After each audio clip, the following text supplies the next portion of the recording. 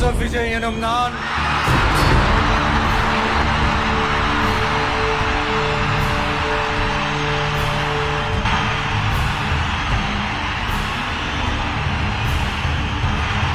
ತಮಿಳುನಾಡು ಸರ್ಕಾರ ದಳಪತಿ ವಿಜಯ್ ಸರ್ಕಾರ ಈಗ ಇಡೀ ದೇಶದಲ್ಲಿ ವಿಜಯ್ ಸರ್ಕಾರದ್ದೇ ಸದ್ದು. ಸ್ಟಾರ್ ಮುಖ್ಯಮಂತ್ರಿ ಏನು ಮಾಡಿದ್ರೂ ಅದು ಹೆಚ್ಚು ಸದ್ದು ಮಾಡ್ತಾ ಇದೆ. ವಿಜಯ್ ಸರ್ಕಾರ ರಚನೆ ಆಗಿ ಇನ್ನೂ 11 ದಿನಗಳಷ್ಟೇ ಆಗಿವೆ. ಆದರೆ ಅಲ್ಲಿ ದಳಪತಿ ತೆಗೆದುಕೊಳ್ತಾ ಇರುವ ನಿರ್ಧಾರಗಳು ಅಲ್ಲಿನ ಜನರನ್ನ ಶಿಳ್ಳೆ ಹೊಡೆಯುವಂತೆ ಮಾಡಿವೆ. ಇನ್ನು ಈಗ ವಿಜಯ್ ತನ್ನ ಸರ್ಕಾರಕ್ಕೆ 23 ಹೊಸ ಸಚಿವರನ್ನು ಸೇರಿಸಿಕೊಂಡಿದ್ದು, ಆ ಸಚಿವರ ಲಿಸ್ಟ್ ನೋಡಿ ಎಲ್ಲರೂ ಶಾಕ್ ಆಗಿದ್ದಾರೆ.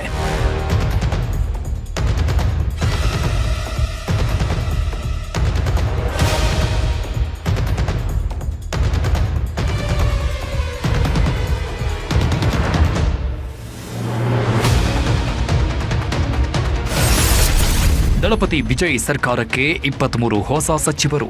ಯಾರಿಗೆಲ್ಲ ಸ್ಥಾನ?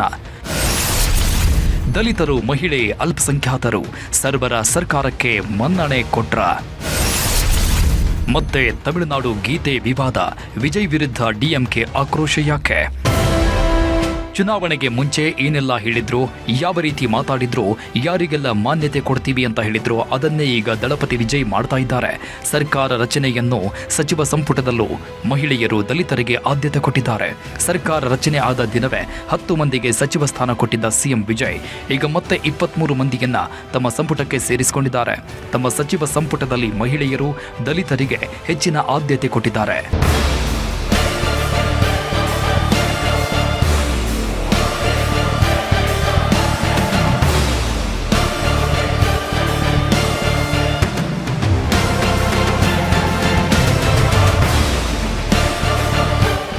ವಿಜಯ್ ಚುನಾವಣೆಗೆ ಮೊದಲು ಯಾವ ರೀತಿ ಅಬ್ಬರಿಸಿದ್ರು, ಎದುರಾಳಿಗಳ ವಿರುದ್ಧ ಯಾವ ರೀತಿ ಗರ್ಜಿಸಿದ್ರು ಅನ್ನೋದು ಎಲ್ಲರಿಗೂ ಗೊತ್ತಿದೆ.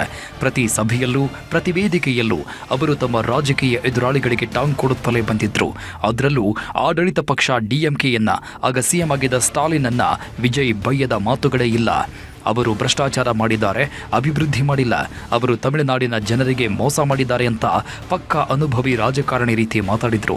ಅದೆಲ್ಲವೂ ಅವರ ಸರ್ಕಾರ ಅಧಿಕಾರಕ್ಕೆ ಬರಲು ಕಾರಣವಾಗಿತ್ತು.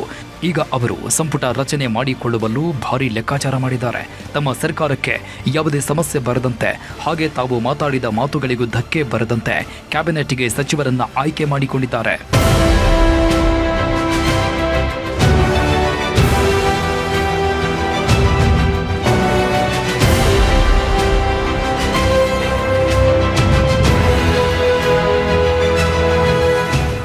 ವಿಜಯ್ ಸಿಎಂ ಆದ ನಂತರ ಸಾಕಷ್ಟು ಬದಲಾಗಿದ್ದು, ಎಲ್ಲರನ್ನೂ ಒಟ್ಟಿಗೆ ತೆಗೆದುಕೊಂಡು ಹೋಗುವ ಕೆಲಸ ಮಾಡ್ತಾ ಇದ್ದಾರೆ.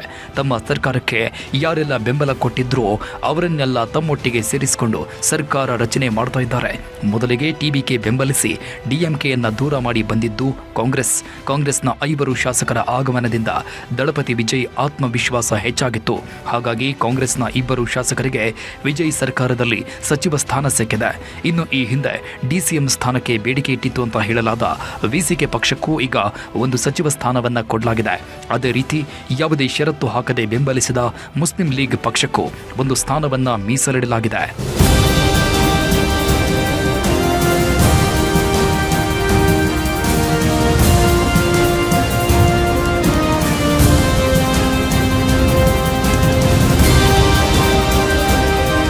ಇಲ್ಲಿ ವಿಜಯ್ ಸರ್ಕಾರವನ್ನ ಕಮ್ಯುನಿಸ್ಟ್ ಪಕ್ಷಗಳು ಬೆಂಬಲಿಸಿದ್ವು. ಅದೇ ರೀತಿ ಎಐಡಿಎಂಕೆಯ ಒಂದು ಬಣ ಸಹ ವಿಜಯ್ ಸರ್ಕಾರಕ್ಕೆ ಜೈ ಎಂದಿದ್ದು ಎಲ್ಲರಿಗೂ ಗೊತ್ತಾಗಿದೆ. ಆದರೆ ಈಗ ಸಿಪಿಐಎಂ ಪಕ್ಷಗಳಿಗೆ ಯಾವುದೇ ಸಚಿವ ಸ್ಥಾನ ಕೊಟ್ಟಿಲ್ಲ. ಅದೇ ರೀತಿ ವಿಜಯ್ಗೆ 25ಕ್ಕೂ ಹೆಚ್ಚು ಶಾಸಕರ ಬೆಂಬಲ ಕೊಟ್ಟಿರೋ ಎಐಎಡಿಎಂಕೆಗೂ ಈಗ ಸಚಿವ ಸ್ಥಾನವನ್ನ ಕೊಡಲಾಗಿಲ್ಲ. ಬದಲಾಗಿ ತಮ್ಮದೇ ಈ ಪಕ್ಷದ ಯುವ ಶಾಸಕರಿಗೆ ವಿಜಯ್ ಮಣೆ ಹಾಕಿದ್ದಾರೆ. ಇನ್ನು ಅವರು ಕಾಂಗ್ರೆಸ್ ಮತ್ತು ವಿಸಿಕೆಗೆ ಸಚಿವ ಸ್ಥಾನ ಕೊಡ್ತಾ ಇರುವುದಕ್ಕೆ ಬಲವಾದ ಕಾರಣಗಳು ಇವೆ ಅಂತ ಹೇಳಲಾಗ್ತಾ ಇದೆ.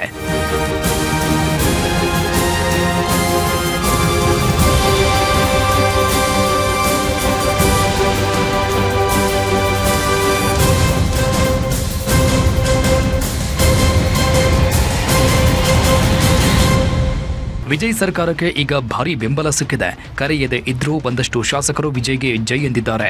ಎಐಎಡಿಎಂಕೆಯ 25 ಶಾಸಕರು ವಿಜಯ್ ಬೆಂಬಲಿಸಿದ ನಂತರ ಅವರ ಬಲ ಮತ್ತಷ್ಟು ಹೆಚ್ಚಾಗಿದೆ. ಆದರೂ ಸಹ ಇವರನ್ನೆಲ್ಲ ಎಷ್ಟೋ ದಿನ ನಂಬುವಂತೆ ಇಲ್ಲ. ಸದ್ಯ ವಿಜಯ್ಗೆ ಕಾಂಗ್ರೆಸ್ನ 5 ಶಾಸಕರು, ಕಮ್ಯುನಿಸ್ಟ್ 4, ವಿಸಿಕೆ 2, ಮುಸ್ಲಿಂ ಲೀಗ್ನ 2 ಶಾಸಕರ ಬಲ ಸಾಕಾಗುತ್ತೆ. ಇವರನ್ನ ಗಟ್ಟಿಯಾಗಿ ಇಟ್ಟುಕೊಂಡ್ರೆ ಸರ್ಕಾರ ಭದ್ರವಾಗಿರುತ್ತೆ. ಇವರು ಸಿದ್ಧಾಂತಗಳಿಗೆ ಬದ್ಧವಾಗಿರ್ತಾರೆ ಅಂತ ವಿಜಯ್ ಈಗ ಈ ಪಕ್ಷಗಳಿಗೆ ಸಚಿವ ಸ್ಥಾನದ ಆಫರ್ ಕೊಟ್ಟಿದ್ದಾರಂತೆ.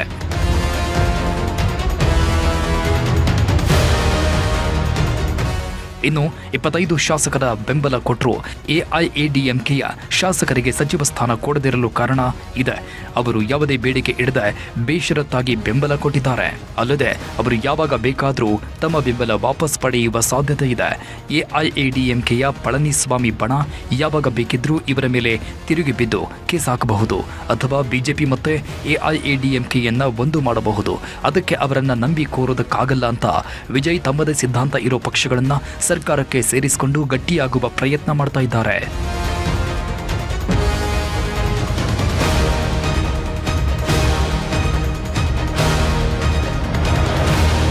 ವಿಜಯ್ ಸಿಎಂ ಆಗಿ ಪ್ರಮಾಣ ವಚನ ಸ್ವೀಕರಿಸಿದ ದಿನವೇ 10 ಮಂದಿ ಟಿವಿಕೆ ಶಾಸಕರು ವಿಜಯ್ ಜೊತೆಗೆ ಪ್ರಮಾಣ ವಚನವನ್ನ ತೆಗೆದುಕೊಂಡಿದ್ರು. ಆಗ ಪಕ್ಷಕ್ಕಾಗಿ ಹೆಚ್ಚು ದುಡಿದವರು, 2 ವರ್ಷಗಳಿಂದ ವಿಜಯ್ ಜೊತೆ ನಿಂತು ಕೆಲಸ ಮಾಡಿದವರನ್ನ ಸಚಿವರನ್ನಾಗಿ ಆಯ್ಕೆ ಮಾಡಲಾಗಿತ್ತು. ಈಗ ಮತ್ತೆ 23 ಮಂದಿಯನ್ನ ಸರ್ಕಾರಕ್ಕೆ ಸೇರಿಸಿಕೊಳ್ಳಲಾಗಿದ್ದು, ಈ ಬಾರಿ ಮಹಿಳೆಯರು, ದಲಿತರು ಮತ್ತು ಅಲ್ಪಸಂಖ್ಯಾತರಿಗೆ ಮಣೆ ಹಾಕಲಾಗಿದೆ. 23 ಮಂದಿಯಲ್ಲಿ 5 ಮಂದಿ ದಲಿತರು, 3 ಮಹಿಳೆಯರು, 3 ಅಲ್ಪಸಂಖ್ಯಾತರಿಗೆ ಸಚಿವ ಸ್ಥಾನವನ್ನ ಕೊಡಲಾಗಿದೆ.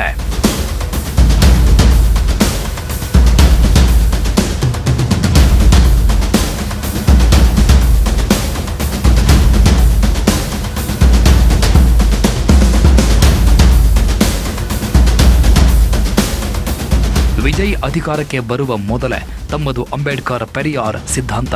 ಮಹಿಳೆಯರು, ದಲಿತರಿಗೆ ಆದ್ಯತೆ, ಯುವಕರು, ವಿದ್ಯಾವಂತರಿಗೆ ಮಣೆ ಅಂತ ಹೇಳಿದ್ರು. ಅದರಂತೆಯೇ ಈಗ ಸರ್ಕಾರ ರಚನೆಯಲ್ಲೂ ಆದ್ಯತೆ ಕೊಟ್ಟಿದ್ದಾರೆ.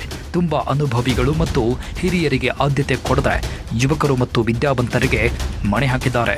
ಯಾರು ಸರ್ಕಾರದಲ್ಲಿ ಉತ್ತಮವಾಗಿ ಕೆಲಸ ಮಾಡ್ತಾರೆ ಅನ್ನೋದನ್ನ ಪರಿಗಣಿಸಿ ಅವರಿಗೆ ಜವಾಬ್ದಾರಿಗಳನ್ನ ಕೊಟ್ಟಿದ್ದಾರೆ. ಮಿತ್ರ ಪಕ್ಷಗಳಿಗೂ ಅವಕಾಶ ಕೊಡುವ ಮೂಲಕ ತಮ್ಮ ಕುರ್ಚಿಯನ್ನ ಮತ್ತಷ್ಟು ಗಟ್ಟಿ ಮಾಡಿಕೊಳ್ಳುವ ಕೆಲಸ ಮಾಡಿದ್ದಾರೆ.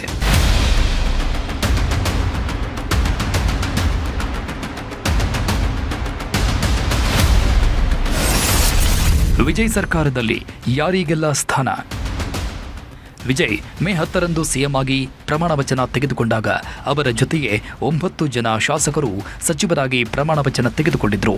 N Anand, Aadhav Arjun, doctor KG Arun Raj, KA Sengottaiyan, P Venkataramana, R Nirmal Kumar, Rajamohan, TK Prabhu, S Keerthana ಅನ್ನೋರು ವಿಜಯ್ ಕ್ಯಾಬಿನೆಟ್ ಸೇರಿದ್ರು. ಈಗ ಅವರಿಗೆ ಪ್ರಮುಖ ಖಾತೆಗಳನ್ನು ಹಂಚಲಾಗಿದೆ. ಅನುಭವಿಗಳು ಮತ್ತು ಯುವಕರು, ಬೇರೆ ಪಕ್ಷಗಳಿಂದ ಬಂದವರು ಮತ್ತು ವಿದ್ಯಾವಂತರಿಗೆ ವಿಜಯ್ ಮಣೆ ಹಾಕಿದ್ರು. ಇದ್ರೆ ಈಗ ವಿಜಯ್ ತಮ್ಮದೇ ಪಕ್ಷದ ದಲಿತರು, ಮಹಿಳೆಯರು ಮತ್ತು ಕಾಂಗ್ರೆಸ್ ಪಕ್ಷದ 2 ಶಾಸಕರಿಗೆ ಸಚಿವ ಸ್ಥಾನ ಕೊಟ್ಟಿದ್ದಾರೆ.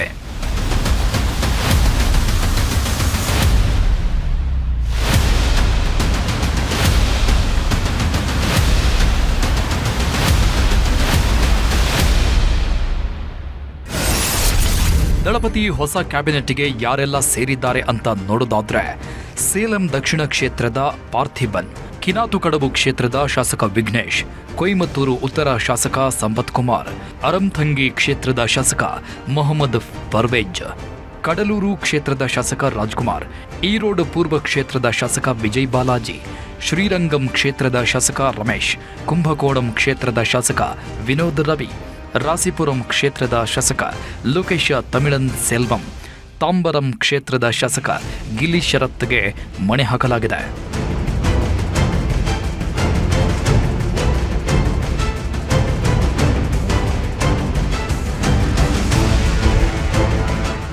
ಈಗ ಪ್ರಮಾಣ ವಚನ ತೆಗೆದುಕೊಂಡವರಲ್ಲಿ ಸಾಕಷ್ಟು ಶಾಸಕರು ಹೊಸಬರು ಮತ್ತು ಯುವಕರು. ವಿಜಯ್ ಹೊಸ ಸರ್ಕಾರದಲ್ಲಿ ಯುವಕರಿಗೆ ಮನ್ನಣೆ ಅಂತ ಈ ಮೊದಲೇ ಹೇಳಲಾಗಿತ್ತು. ಅದನ್ನ ಪ್ರೂವ್ ಮಾಡ್ತಾ ಇರೋ ವಿಜಯ್ ಈಗ 2ನೇ ಬಾರಿ ಸಚಿವರನ್ನ ಆಯ್ಕೆ ಮಾಡುವಾಗಲೂ ಹೆಚ್ಚು ಯುವಕರಿಗೆ ಮಣೆ ಹಾಕಿದ್ದಾರೆ. ಮೊದಲು ಆದವ್ ಅರ್ಜುನ್, ಕೀರ್ತನ, ರಾಜಮೋಹನ್ ಅಂತವರಿಗೆ ಮಣೆ ಹಾಕಲಾಗಿತ್ತು. ಈಗಲೂ ಹೆಚ್ಚು ಯುವಕರಿಗೆ ಆದ್ಯತೆ ಕೊಟ್ಟಿದ್ದಾರೆ.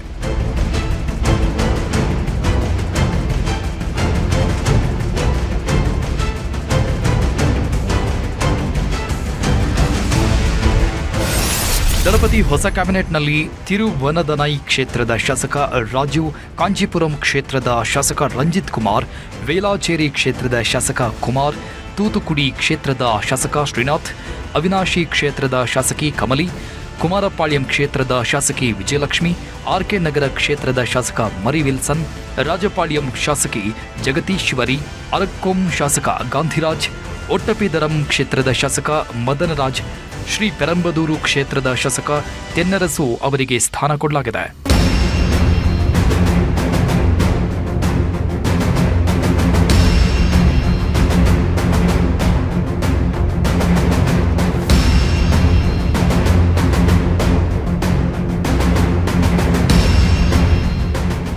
ವಿಜಯ್ ತನ್ನ ಸರ್ಕಾರದಲ್ಲಿ ಯಾರಿಗೆಲ್ಲ ಸ್ಥಾನ ಕೊಡಬಹುದು, ಮಿತ್ರ ಪಕ್ಷಗಳಲ್ಲಿ ಎಷ್ಟು ಮಂದಿಗೆ ಸಚಿವ ಸ್ಥಾನ ಸಿಗಬಹುದು ಅನ್ನೋ ಕುತೂಹಲ ಎಲ್ಲರಿಗೂ ಇತ್ತು. ಆ ಎಲ್ಲ ಕುತೂಹಲಗಳಿಗೆ ಈಗ ತೆರೆ ಬಿದ್ದಿದೆ. ವಿಜಯ್ ಸರ್ಕಾರದಲ್ಲಿ ಒಟ್ಟು 32 ಮಂದಿ ಇರಲಿದ್ದು ಅವರೆಲ್ಲ ಯಾರು ಅನ್ನೋದು ಈಗ ಗೊತ್ತಾಗಿದೆ.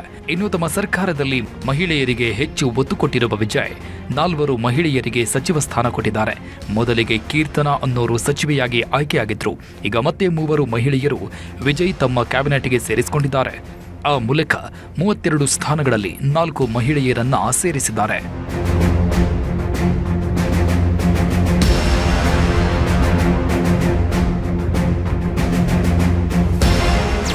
இது ரொம்ப ஒரு வரவேற்கத்தக்க ஒரு விஷயம். அது ஒரு விஷயம் உங்களுக்கு வேணா இது புதுசா இருக்கலாம். ஆனா எங்களுக்கு எங்க அண்ணனோட பயணிக்கும் போது எங்களுக்கு பெண்களுக்கு அவர் பல வருஷமா எங்களுக்கு முன்னுரிமை கொடுத்துட்டு தான் வராங்க. அதனால எங்களுக்கு இது ரொம்ப ஆச்சரியமான ஒரு விஷயம் இல்லை. ஏன்னா நாங்க அவரு கூட ஒரு பெண்கள் முன்னுரிமையா தான் நாங்க பயணிச்சு வரோம். இப்போ இல்ல, இப்போ ஆனா அமைச்சர் கொடுத்திருக்கிறது ஒரு எதிர்பாராத ஒரு சந்தோஷம். அதை எனக்கு வெளிப்படுத்துறதுக்கு வார்த்தை இல்லை. அண்ணாவுக்கு நான் ரொம்ப நன்றி சொல்றேன். எங்களுடைய மாண்புமிகு முதலமைச்சர் விஜய் அண்ணாவுக்கும் எங்களுடைய பொதுச் செயலர் புஷ்ಯಾನಂದ ಅಪ್ಪ ಅವர்களுக்கும் என்னோட நெஞ்சார்ந்த நன்றியும் தெரிவித்துக்கிறேன். ಅದೇ ರೀತಿ ವಿಜಯ್ ತಮ್ಮ ಮಿತ್ರ ಪಕ್ಷಗಳಿಗೂ ಅವಕಾಶ ಕೊಟ್ಟಿದ್ದು ಕಾಂಗ್ರೆಸ್ನ 2 ಶಾಸಕರಿಗೆ ಸಚಿವರಾಗುವ ಅವಕಾಶ ಮಾಡಿಕೊಟ್ಟಿದ್ದಾರೆ. ಕಿಲ್ಲಿಯೂರು ಕಾಂಗ್ರೆಸ್ ಶಾಸಕ ರಾಜೇಶ್ ಕುಮಾರ್ ಮತ್ತು ಮೇಲೂರು ಕಾಂಗ್ರೆಸ್ ಶಾಸಕ ವಿಶ್ವನಾಥನ್ ಅವರಿಗೆ ಸಚಿವ ಸ್ಥಾನವನ್ನ ಕೊಡಲಾಗಿದೆ. ಈ ಇಬ್ಬರನ್ನು ಕಾಂಗ್ರೆಸ್ ಹೈಕಮಾಂಡ್ ಆಯ್ಕೆ ಮಾಡಿದ್ದು ಹೈಕಮಾಂಡ್ ಹೇಳಿದವರಿಗೆ ಈಗ ಸಚಿವ ಸ್ಥಾನವನ್ನ ಕೊಡಲಾಗಿದೆ. ಆ ಮೂಲಕ ತಮಿಳುನಾಡಲ್ಲಿ 60 ವರ್ಷಗಳ ನಂತರ ಕಾಂಗ್ರೆಸ್ ಅಲ್ಲಿನ ಸರ್ಕಾರದ ಭಾಗವಾಗಿದೆ.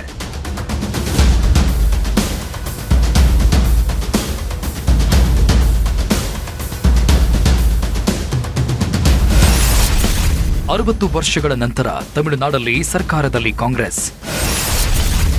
2 ಕಾಂಗ್ರೆಸ್ ಶಾಸಕರಿಗೆ ವಿಜಯ್ ಸಂಪುಟದಲ್ಲಿ ಸ್ಥಾನ. ಕಾಂಗ್ರೆಸ್ 2026ರ ತಮಿಳುನಾಡು ಚುನಾವಣೆಯಲ್ಲಿ ಡಿಎಂಕೆ ಜೊತೆ ಸೇರಿ ಸ್ಪರ್ಧೆ ಮಾಡಿತ್ತು. 5 ಸ್ಥಾನಗಳನ್ನು ಗೆದ್ದಿತ್ತು. ಆದರೆ ವಿಜಯ್ ಪಕ್ಷಕ್ಕೆ ಬೆಂಬಲ ಬೇಕಾದಾಗ ಡಿಎಂಕೆ ಜೊತೆ ಸ್ನೇಹವನ್ನೇ ತೊರೆದು ಕಾಂಗ್ರೆಸ್ ವಿಜಯ್ ಜೊತೆ ಹೋಗಿತ್ತು. ಟಿವಿಕೆ ಸರ್ಕಾರ ರಚನೆ ಮಾಡಲು ಬೆಂಬಲ ಕೊಟ್ಟಿತ್ತು. ಆಗ ಏನೂ ಷರತ್ತು ಹಾಕದೆ ಬೆಂಬಲ ಕೊಟ್ಟಿದ್ದ ಕಾಂಗ್ರೆಸ್ಗೆ ಈಗ ವಿಜಯ್ 2 ಸಚಿವ ಸ್ಥಾನಗಳನ್ನು ಕೊಟ್ಟಿದ್ದಾರೆ. ಹಿಂದೆಲ್ಲ ಡಿಎಂಕೆ ಜೊತೆ ಇದ್ದಾಗ ಸಚಿವ ಸ್ಥಾನ ಪಡೆಯದೆ ಬೆಂಬಲ ಕೊಡ್ತಾ ಇದ್ದ ಕಾಂಗ್ರೆಸ್ ಈಗ ವಿಜಯ್ ಸರ್ಕಾರದಲ್ಲಿ ಭಾಗವಾಗಲು ಮುಂದಾಗಿದೆ.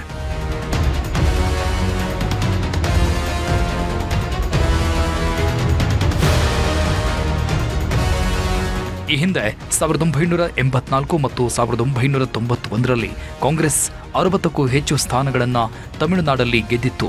2006ರಲ್ಲಿ ಡಿಎಂಕೆಗೆ ಸರ್ಕಾರ ರಚಿಸಲು ಕಾಂಗ್ರೆಸ್ ಬೆಂಬಲ ಸೂಚಿಸಿತ್ತು. ಆ ವೇಳೆ 34 ಶಾಸಕರನ್ನ ಕಾಂಗ್ರೆಸ್ ಹೊಂದಿತ್ತು. ಆದರೂ ಸರ್ಕಾರದ ಭಾಗವಾಗಿರಲಿಲ್ಲ. 2021ರ ಚುನಾವಣೆಯಲ್ಲೂ ಕಾಂಗ್ರೆಸ್ 18 ಶಾಸಕರನ್ನ ಹೊಂದಿದ್ದರೂ ಡಿಎಂಕೆಗೆ ಬಾಹ್ಯ ಬೆಂಬಲವನ್ನ ನೀಡಿತ್ತು. ಆದರೆ ಈಗ ಕಳೆದ ಚುನಾವಣೆಯಲ್ಲಿ ಹೀನಾಯ ಪ್ರದರ್ಶನದ ನಂತರ ಕೇವಲ 5 ಸ್ಥಾನಕ್ಕೆ ತೃಪ್ತಿ ಪಡಬೇಕಾಯಿತು. ಅದಕ್ಕೆ ತಮ್ಮ ಪಕ್ಷದ ಅಸ್ತಿತ್ವದ ದೃಷ್ಟಿಯಿಂದ ಕಾಂಗ್ರೆಸ್ ವಿಜಯ್ ನೇತೃತ್ವದ ಟಿವಿಕೆ ಸರ್ಕಾರದ ಭಾಗವಾಗಲು ನಿರ್ಧರಿಸಿದೆಯಂತೆ.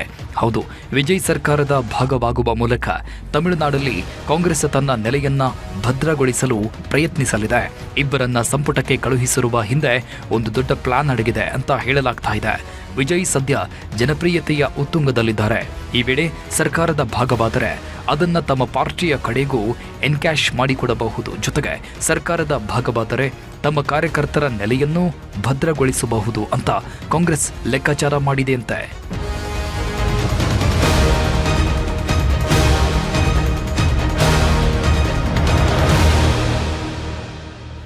ಸೈದ್ಧಾಂತಿಕ ಕಾರಣಕ್ಕಾಗಿ ಕಾಂಗ್ರೆಸ್ಸಿಗೆ ಎಐಎಡಿಎಂಕೆ ಜೊತೆಗೆ ಹೋಗಲು ಸಾಧ್ಯವಿಲ್ಲ.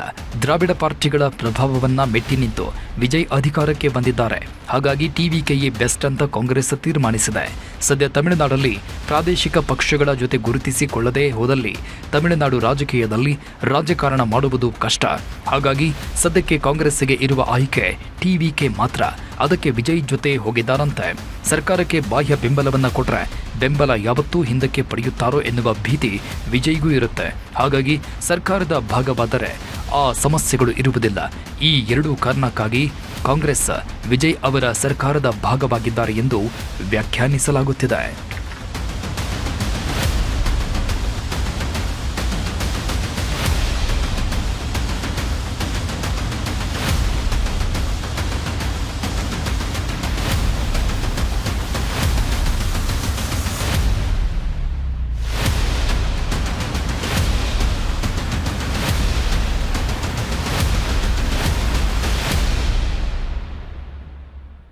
ವಿಜಯ್ ಕ್ಯಾಬಿನೆಟ್ ವಿಸ್ತರಣೆಯನ್ನ ಡಿಎಂಕೆ ಟೀಕಿಸಿದ್ದು ಯಾಕೆ? 11 ದಿನಗಳಲ್ಲಿ ದಳಪತಿ ವಿಜಯ್ ಮಾಡಿದ್ದು ಏನಿಲ್ಲ? ವಿಜಯ್ ಮಾಡಿರೋ ಕೆಲಸಗಳ ಬಗ್ಗೆ ತಮಿಳಿಗರು ಕೊಟ್ಟ ಮಾರ್ಕ್ಸ್ ಎಷ್ಟು? ನೋಡೋಣ. Take a small break.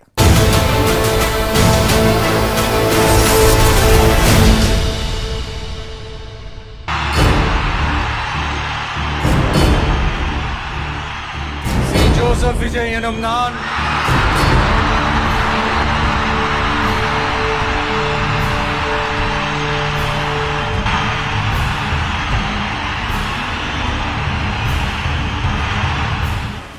ತಮಿಳುನಾಡಲ್ಲಿ ದಳಪತಿ ವಿಜಯ್ ಸಿನಿಮಾ ಸ್ಟೈಲ್ನಲ್ಲಿ ಆಡಳಿತ ಮಾಡ್ತಾ ಇದ್ದಾರೆ.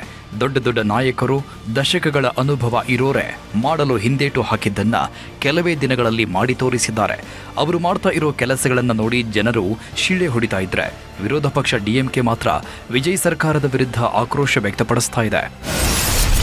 ಮದ್ಯದಂಗಡಿಗಳು ಬಂದ್, ಪ್ರಮುಖ ಅಧಿಕಾರಿಗಳ ಸಸ್ಪೆಂಡ್, ಭ್ರಷ್ಟಾಚಾರ ನಿರ್ಮೂಲನೆಗೆ ಬಿಗಿಪಟ್ಟು, ಲಂಚದ ವಿಡಿಯೋ ಕೊಟ್ರೆ 1 ಲಕ್ಷ ಪ್ರೈಸ್. 11 ದಿನಗಳಲ್ಲಿ ವಿಜಯ್ ಮಾಡಿದ್ದೇನು? ದಳಪತಿ ಆಡಳಿತಕ್ಕೆ ಜನರ ಮಾರ್ಕ್ಸ್ ಎಷ್ಟು? ದಳಪತಿ ವಿಜಯ್ ಸಿನಿಮಾ ರಂಗದಿಂದ ಬಂದವರು. ತಮಿಳು ಚಿತ್ರರಂಗದಲ್ಲಿ ಮಾಸ್ ಹೀರೋ ಆಗಿದ್ದವರು. ಅವರ ಒಂದೊಂದು ಡೈಲಾಗ್ಗೆ ಥಿಯೇಟರಲ್ಲಿ ಜನ ಕುಣಿದು ಕುಪ್ಪಳಿಸ್ತಾ ಇದ್ರು. ರಾಜಕೀಯದಲ್ಲೂ ಅವರು ಹೀರೋ ಆಗಬಹುದು ಅನ್ನೋ ಕಾರಣಕ್ಕೆ ಜನರು ಅವರನ್ನ ಗೆಲ್ಲಿಸಿದ್ರು. ಅವರ ಪಕ್ಷಕ್ಕೂ ಅಧಿಕಾರ ತಂದುಕೊಟ್ರು. ಈಗ ಜನರು ಅವರ ಮೇಲಿಟ್ಟ ನಂಬಿಕೆಯನ್ನ ಉಳಿಸಿಕೊಳ್ತಾರಾ ಅನ್ನೋದೇ ಪ್ರಶ್ನೆಯಾಗಿದೆ. ಜನರ ನಂಬಿಕೆ ಉಳಿಸಿಕೊಳ್ಳೋದಕ್ಕೆ ವಿಜಯ್ ಸಹ ಕಷ್ಟಪಡ್ತಾ ಇದ್ದು ಸಿನಿಮಾ ಸ್ಟೈಲ್ನಲ್ಲೇ ಆಡಳಿತ ನಡೆಸ್ತಾ ಇದ್ದಾರೆ.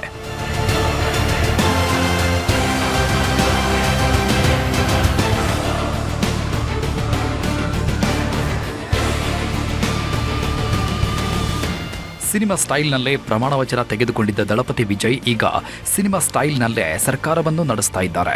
ಕ್ಯಾಬಿನೆಟ್ ರಚನೆಯಲ್ಲೂ ಸಹ ಹೆಚ್ಚು ಯೋಚನೆ ಮಾಡದೆ ಯುವಕರು ಮತ್ತು ಮಹಿಳೆಯರಿಗೆ ಆದ್ಯತೆ ಕೊಟ್ಟ ವಿಜಯ್ ಒಟ್ಟು 32 ಮಂದಿಯನ್ನ ತಮ್ಮ ಕ್ಯಾಬಿನೆಟ್ಗೆ ಸೇರಿಸಿಕೊಂಡಿದ್ದಾರೆ. ರಾಜ್ಯಪಾಲರು ಹೊಸ ಶಾಸಕರಿಗೆ ಪ್ರಮಾಣ ವಚನ ಬೋಧಿಸುವುದಕ್ಕೂ ಮುನ್ನ ಅಲ್ಲಿ ಮೊದಲಿಗೆ ವಂದೇ ಮಾತರಂ ಗೀತೆಯನ್ನ ಹಾಡಲಾಯಿತು. ನಂತರ ರಾಷ್ಟ್ರಗೀತೆ, ಜನಗಣಮನ, ಅನಂತರ ತಮಿಳುನಾಡಿನ ನಾಡಗೀತೆ ಹಾಡಲಾಯಿತು. ಇದು ವಿವಾದಕ್ಕೆ ಕಾರಣವಾಗಿದೆ. ಸಿಎಂ ಪ್ರಮಾಣ ವಚನದ ಕಾರ್ಯಕ್ರಮದ ವೇಳೆಯೂ ಇದೇ ರೀತಿಯಾಗಿತ್ತು. ಆಗಲೂ ಡಿಎಂಕೆ ಭಾರೀ ಆಕ್ರೋಶ ವ್ಯಕ್ತಪಡಿಸಿತ್ತು. ಇದೇನಾ ನಿಮ್ಮ ತಮಿಳು ಪ್ರೀತಿ ಅಂತ ವ್ಯಂಗ್ಯ ಮಾಡಿತ್ತು.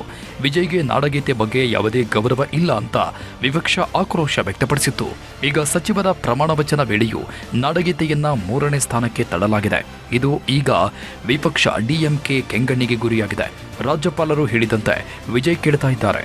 ನಾಡಗೀತೆಯನ್ನ ಸಂಪೂರ್ಣವಾಗಿ ಕಡೆಗಣಿಸಲಾಗಿದೆ ಅಂತ ಡಿಎಂಕೆ ಆಕ್ರೋಶ ವ್ಯಕ್ತಪಡಿಸುತ್ತಿದೆ. ಸಿಎಂ ವಿಜಯ್ ಈ ಹಿಂದೆ ನಾಡಗೀತೆ ವಿವಾದ ಆದಾಗಲೂ ಅದರ ಬಗ್ಗೆ ಪ್ರತಿಕ್ರಿಯೆ ಕೊಟ್ಟಿರಲಿಲ್ಲ. ಈಗಲೂ ಸಹ ಅವರು ಹೆಚ್ಚು ತಲೆ ಕೆಡಿಸಿಕೊಂಡಂತಿಲ್ಲ. ಎಲ್ಲ ಟೀಕೆಗಳಿಗೂ ಕೆಲಸದ ಮೂಲಕ ಉತ್ತರ ಕೊಡೋಣ ಅಂತ ಅವರು ಕೆಲಸಗಳನ್ನು ಮಾಡಿಕೊಂಡು ಹೋಗ್ತಾ ಇದ್ದಾರೆ. ಅಧಿಕಾರಕ್ಕೆ ಬಂದ 2 ದಿನದಲ್ಲಿ 717 ಸರ್ಕಾರಿ ಮದ್ಯದಂಗಡಿಗಳನ್ನು ಮುಚ್ಚಿಸಿ ದಿಟ್ಟ ನಿರ್ಧಾರ ತೆಗೆದುಕೊಂಡಿದ್ದ ವಿಜಯ್ ಈಗ ಭ್ರಷ್ಟಾಚಾರ ನಿರ್ಮೂಲನೆಗೂ ಅದೇ ರೀತಿಯ ಕ್ರಮಗಳನ್ನು ಕೈಗೊಳ್ಳುತ್ತಾ ಇದ್ದಾರೆ. ತಮಿಳುನಾಡಲ್ಲಿ ಮದ್ಯದ ವ್ಯವಹಾರವು ಸರ್ಕಾರದ ಸುಪರ್ದಿಯಲ್ಲೇ ಬರುತ್ತದೆ. ಸರ್ಕಾರಿ ಸ್ವಾಮ್ಯದ ಟಾಸ್ಮ್ಯಾಕ್ ಎಣ್ಣೆ ಅಂಗಡಿಗಳನ್ನು 2 ವಾರದ ಅವಧಿಯೊಳಗೆ ಮುಚ್ಚುವಂತೆ ಸರ್ಕಾರ ಆದೇಶಿಸಿತ್ತು. ಶಾಲಾ ಕಾಲೇಜು ಆವರಣ ಮತ್ತು ಧಾರ್ಮಿಕ ಸ್ಥಳಗಳಲ್ಲಿ ಹೊಂದಿಕೊಂಡಿರುವಂಥ ಮತ್ತು ಬಸ್ ಸ್ಟ್ಯಾಂಡ್ ಬಳಿ ಇರುವ ಅಂಗಡಿಗಳನ್ನು ಮುಚ್ಚಲು ತಮಿಳುನಾಡು ಸರ್ಕಾರ ಸುತ್ತೋಲೆ ಹೊರಡಿಸಿತ್ತು. ಸಾರ್ವಜನಿಕ ಹಿತದೃಷ್ಟಿಯಿಂದ ಈ ಕ್ರಮವನ್ನು ತೆಗೆದುಕೊಳ್ಳಲಾಗಿದೆ ಅಂತ ಸರ್ಕಾರ ಸ್ಪಷ್ಟನೆಯನ್ನ ನೀಡಿತ್ತು. ವಿಜಯ್ ಮುಖ್ಯಮಂತ್ರಿಯಾದ ಬೆನ್ನಲ್ಲೇ ಧಾರ್ಮಿಕ ಸ್ಥಳಗಳು, ಶಾಲೆ, ಕಾಲೇಜು, ಬಸ್ ನಿಲ್ದಾಣ, ಆಸ್ಪತ್ರೆಯ ಸಮೀಪ ಇರುವ ಮದ್ಯದ ಅಂಗಡಿಗಳನ್ನು ಗುರುತಿಸಲು ಸಮೀಕ್ಷೆ ಮಾಡಿ ವರದಿ ನೀಡುವಂತೆ ಸೂಚಿಸಿದ್ದರು. ಸಮೀಕ್ಷಾ ವರದಿಯಂತೆ 717 ಮದ್ಯದ ಅಂಗಡಿಗಳನ್ನು ಬಂದ್ ಮಾಡಿಸಿದ್ರು. ಆ ನಂತರ ಆಡಳಿತ ಅಂಗವನ್ನು ಚುರುಕುಗೊಳಿಸುವ ಉದ್ದೇಶದಿಂದ IAS IPS ಅಧಿಕಾರಿಗಳನ್ನೇ ವರ್ಗಾವಣೆ ಮಾಡಿದ್ರು. ಉತ್ತಮವಾಗಿ ಕೆಲಸ ಮಾಡುವವರನ್ನ ಗುರುತಿಸಿ ಅವರಿಗೆ ಹೆಚ್ಚಿನ ಅಧಿಕಾರವನ್ನ ಕೊಟ್ಟಿದ್ರು. ಈಗ ಭ್ರಷ್ಟಾಚಾರಕ್ಕೂ ಕಡಿವಾಣ ಹಾಕಲು ತೀರ್ಮಾನಿಸಿರುವ ವಿಜಯ್ ತಮಿಳುನಾಡು ಸರ್ಕಾರಿ ಇಲಾಖೆಗಳಲ್ಲಿನ ಭ್ರಷ್ಟಾಚಾರ ಮತ್ತು ಅಕ್ರಮಗಳನ್ನು ತೊಡೆದು ಹಾಕುವ ನಿಟ್ಟಿನಲ್ಲಿ ಹೊಸದೊಂದು ಯೋಜನೆ ಜಾರಿಗೆ ಮುಂದಾಗಿದ್ದಾರೆ. ಭ್ರಷ್ಟರ ಸುಳಿವು ನೀಡುವ ಸಾರ್ವಜನಿಕರಿಗೆ 1 ಲಕ್ಷ ರೂಪಾಯಿ ಬಹುಮಾನ ನೀಡಲು ತೀರ್ಮಾನಿಸಿದ್ದಾರೆ. ಇದರ ಜೊತೆಗೆ ಭ್ರಷ್ಟಾಚಾರ ನಿರ್ಮೂಲನೆಗೆ ರಾಜ್ಯದ ಭ್ರಷ್ಟಾಚಾರ ನಿಗ್ರಹ ದಳವನ್ನು ಸಂಪೂರ್ಣವಾಗಿ ಮೇಲ್ದರ್ಜೆಗೇರಿಸಲಾಗುತ್ತಿದ್ದು, ಆ ಇಲಾಖೆಗೆ ಯಾವುದೇ ಒತ್ತಡವಿಲ್ಲದೆ ಕಾರ್ಯನಿರ್ವಹಿಸುವ ಸಂಪೂರ್ಣ ಅಧಿಕಾರ ಕೊಟ್ಟಿದ್ದಾರೆ. ಸರ್ಕಾರಿ ಅಧಿಕಾರಿಗಳು ಯಾವುದೇ ರೀತಿಯ ಲಂಚ ಅಥವಾ ಆರ್ಥಿಕ ಲಾಭಕ್ಕಾಗಿ ಸಾರ್ವಜನಿಕರನ್ನ ಪೀಡಿಸಿದರೆ ವಿಳಂಬವಿಲ್ಲದೆ ಈ ಇಲಾಖೆಗೆ ದೂರು ಕೊಡಬಹುದು. ಕೇವಲ 1,000 ಲಂಚಕ್ಕೂ ದೂರು ನೀಡಿ ಅಂತ ವಿಜಯ್ ಕರೆ ಕೊಟ್ಟಿದ್ದಾರೆ. ಅಷ್ಟೇ ಅಲ್ಲದೆ ದೂರು ನೀಡುವ ಸಂತ್ರಸ್ತರು ಲಂಚ ಕೇಳಿದ ಬಗ್ಗೆ ಸೂಕ್ತ ವಿಡಿಯೋ ಸಾಕ್ಷ್ಯವನ್ನು ಒದಗಿಸಿದರೆ, ಸಾಕ್ಷ್ಯಗಳು ದೃಢಪಟ್ಟರೆ ದೂರುದಾರರಿಗೆ ಸರ್ಕಾರವು 1 ಲಕ್ಷ ನಗದು ಬಹುಮಾನವನ್ನು ನೀಡಿ ಗೌರವಿಸಲಿದೆ ಅಂತ ಹೇಳಿದ್ದಾರೆ. ಮುಖ್ಯಮಂತ್ರಿ ವಿಜಯ್ ಸರ್ಕಾರದ ಈ ಮಹತ್ವಾಕಾಂಕ್ಷಿ ನಡೆಯು ತಮಿಳುನಾಡು ಆಡಳಿತ ವ್ಯವಸ್ಥೆಯಲ್ಲಿ ಗೇಮ್ ಚೇಂಜರ್ ಆಗುವ ಎಲ್ಲ ಲಕ್ಷಣಗಳಿವೆ. ಪ್ರಸ್ತುತ ಸಾರ್ವಜನಿಕರು ಕಟ್ಟುನಿಟ್ಟಾದ ಭ್ರಷ್ಟಾಚಾರ ವಿರೋಧಿ ವ್ಯವಸ್ಥೆಯನ್ನ ಬಲವಾಗಿ ಬಯಸುತ್ತಿದ್ದು, ಅದಕ್ಕೆ ತಕ್ಕಂತೆ ಈಗ ವಿಜಯ್ ಕ್ರಮಗಳನ್ನು ಕೈಗೊಳ್ತಾ ಇದ್ದಾರೆ. ಈ ಎಲ್ಲ ನಿರ್ಧಾರಗಳಿಂದ ಜನರು ವಿಜಯ್ ಸರ್ಕಾರವನ್ನ ಮೆಚ್ಚಿಕೊಳ್ತಾ ಇದ್ದು TVKಗೆ ಶಿಳ್ಳೆ ಹೊಡಿತಾ ಇದ್ದಾರೆ.